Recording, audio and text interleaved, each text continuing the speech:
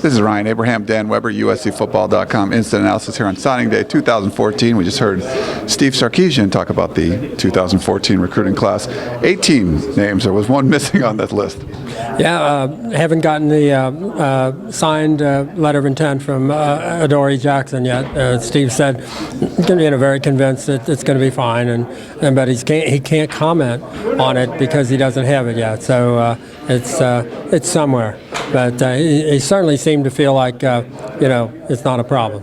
Yeah, it's kind of weird actually fielding questions about an unsigned prospect. I wasn't even sure if he could say anything about it, but he didn't mention anyone by name, but just kind of gave a description of he anticipates it's coming in, but so far there's no letter of intent yet. Right, and so that changes 18 from 19 to 18. You would be totally shocked if it doesn't happen after today and the way everything's gone, but. It's just a little drama, and that probably fits in well with Adoree. With only 19 guys, or 18 guys, I guess you could say, different position groups were focused on, brought in 5 offensive linemen, intentionally no running backs. What did you think about how the scholarships were distributed? Yeah, I think it was exactly right. I think the balance was good. I think it was interesting, Steve said, and emphasized again and again, the relationship between the previous staff and the current staff and how that transition went and how valuable T. Martin and Clay Helton were. But I think really, in a lot of ways, this is Ed Orgeron's class. I think he turned things around with the football team and with the relationship between USC's coaches and especially the Southern California high schools and high school coaches, and even though 12 of the 19 in the class hadn't committed to USC, I think it was kind of moving in that direction, and I think Sark really got on board with how do we need to do this, how do we need to listen to what Clay Helton and T. Martin have done and are telling us, and how do we follow up on the relationships that they were building, and they did it with the least possible, I think, disruption when you've got a new staff coming in and then basically having a month where they can't recruit. There's some interesting stories. He talked about Clay Helton. He had to recruit against T. Martin and Clay Helton and how relentless the recruiters they were, so he knows what it's like to be on the other side of that living room.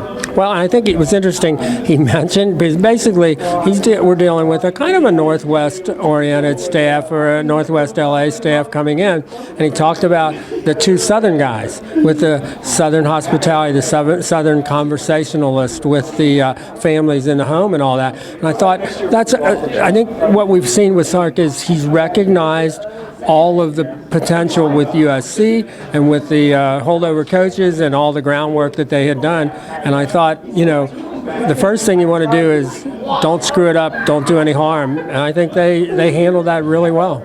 Yeah, it certainly did. I mean, it's an impressive class. Rivals ranks them number 10, the top-ranked class in the Pac-12. It was really a strong finish. I don't remember seeing a program go 4 for 4 on pretty big names on signing day. Usually that doesn't happen. Well, especially, it's kind of a high-wire act, too, because the way it was structured in terms of who were the other schools involved with those kids, if they weren't coming to USC, they might have been going to one of your arch rivals. Yeah. And that would have been a double hit. It wasn't like they were going to go somewhere way far away, but when you're the other 3 hats on the table were Oregon, UCLA, and Notre Dame, you lose the kid. You not only lose that kid, a 5-star kid, somebody else in those 3 gets a 5-star kid. That's like a 10-star hit. So that was a tight wire act. And I think what was interesting is Sark said they were, he said but he said they were sitting there just like everybody else, waiting for those kids to announce and screaming and cheering at the tops of which is what was happening at Sharky's,